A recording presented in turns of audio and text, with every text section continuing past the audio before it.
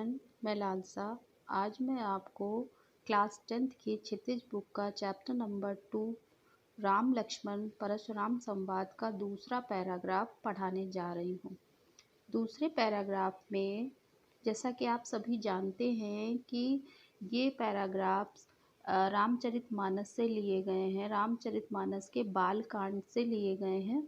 और प्रसंग ये है कि जब रामचंद्र जी ने शिव जी का धनुष तोड़ा सीता के स्वयंवर में, तो परशुराम जी बहुत गुस्सा हुए और अपने गुस्सा को प्रकट करते हुए, अपने क्रोध को प्रकट करते हुए उनने बहुत सी बातें कही और लक्ष्मण जी ने भी कही।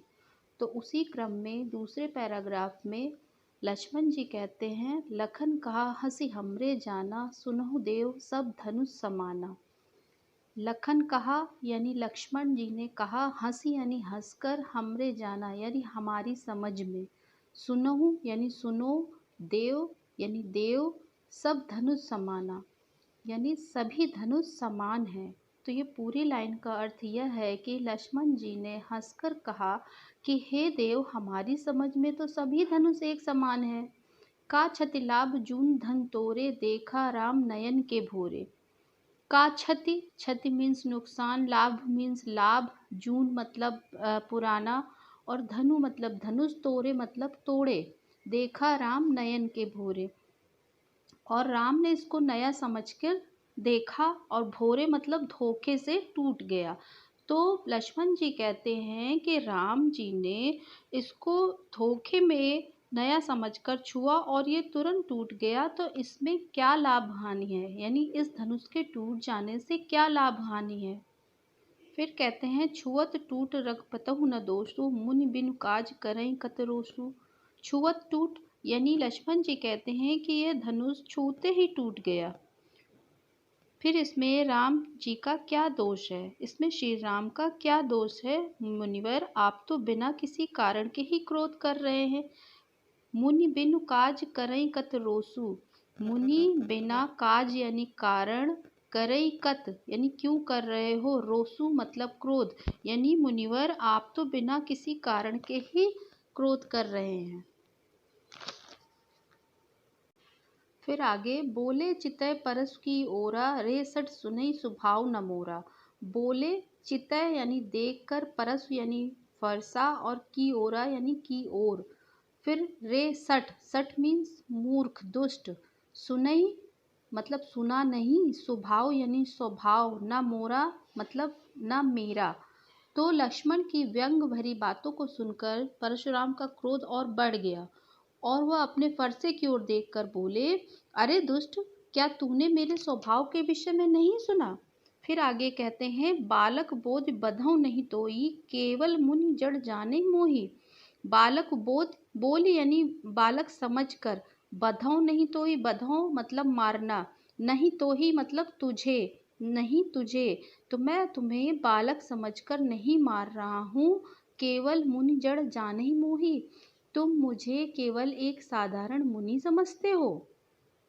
फिर कहते हैं, बालक ब्रह्मचारी अति कोही, विश्व विदित क्षत्रिय कुल द्रोही।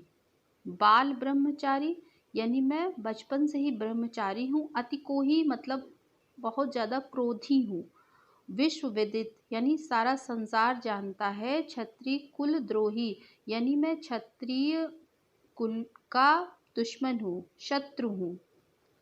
अर्थात परशुराम जी कहते हैं कि मैं बाल ब्रह्मचारी और अत्यंत क्रोधी स्वभाव का हूँ। मैं पूरे विश्व में क्षत्रिय कुल के घोर शत्रु के रूप में प्रसिद्ध हूँ। फिर आगे कहते हैं, भुजबल भूमि भूप बिन कीन्ही, विपुल बार मही देवन दीनी। भुजबल यानी भुजाओं के बल पर, भूमि यानी पृथ्वी, भूप मतलब राजा, बिनु कीन्ही मतलब बिना किया यानी पूरी पृथ्वी को राजा रहित कर दिया। विपुल बार मही देवन दीनी, मही देवन मीन्स ब्राह्मण यानी मैंने कई बार पृथ्वी को ब्राह्मणों को दान कर दिया। फिर आगे कहते हैं, सहस बाव भुज छेद निहारा, परसु विलोक महीप कुमारा।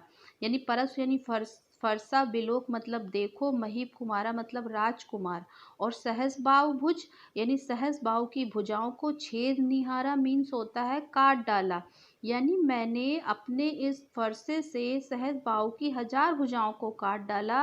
हे राजकुमार, इस फरसे को देखो। अर्थात परशुराम जी कहना चाहते हैं कि हे राजकुमार, मेरे इस फरसे को देख, जिससे मैंने सहज बाहु की भुजाओं को काट डाला था।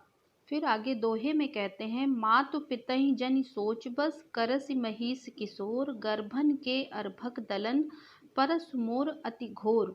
मातु पितहि यानी माता पिता को, जनि सोच बस यानी चिंता में मत डालो, करस महिष किशोर मतलब महिष किशोर मतलब राजकुमार, राजा के पुत्र। तो परशुराम कहते हैं, अरे राजा के बालक, तू मुझसे भिड़कर अपने माता पिता को चिंता में मत डाल। फिर गर्भन के अर्भक दलन, गर्भन यानी गर्भ के, अर्भक यानी बच्चे, बच्चा, और दलन यानी कुचल देना। दलन का मीन्स होता है कुचल देना। और परस मोर अति घोर मतलब फरसा, परस मीन्स फरसा, मोर मतलब मेरा, अति घोर मतलब बहुत भयंकर है, घोर मीन्स भयंकर। तो परशुराम जी कहते हैं इस दोहे में कि अरे राजा के बालक, तू मुझसे भिड़कर अपने माता पिता को चिंता में मत डाल, अपनी मौत न बुला, मेरा फरसा बहुत भयंकर है, या गर्भों में पल रहे बच्चों का भी नाश कर डालता है। इस प्रकार इस काव्यांश में, दूसरे काव्यांश